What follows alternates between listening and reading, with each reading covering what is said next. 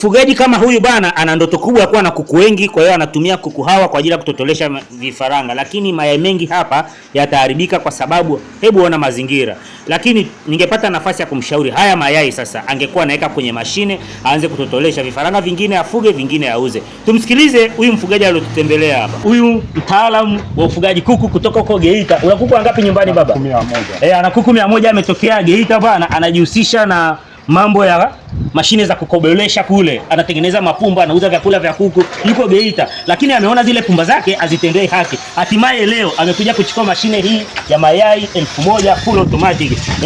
Huku kuna mamilioni ya kutosha. Huyu tajiri bwana, mtu mzito sana. Wateja wangu sasa wa Geita, mlikuwa mnaweka oda ya vifaranga na shida kuwahudumia, mnachukua namba za huyu master engineer mtaalamu.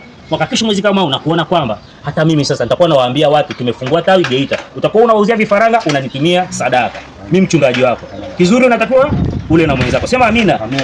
Huyu hapa niko kwa ajili ya kumshika mkono. Mwaka kesho mwezi kama unataka kila mwezi akifeli sana atengeneze milioni 2 kwa kutumia kuku. Kwa sababu amechukua mashine hii full automatic kwa ajili ya kutotolesha vifaranga. Lakini wewe mwingine ambao haumudu kuchukua mashine hii unaweza kuweka mayai kidogo kidogo. Unaweza kuchukua kama hii ni mayai 264, kuna mayai 300, kuna mayai 500, kuna mayai 1000. Yaani ukishaweka mayai huko siku 21 unapata vifaranga vyako vya kuku, vya kanga, vya bata, vya kware, na majirani pia wanakuja kuleta mayai, unawatotoleshea, wanakulipa.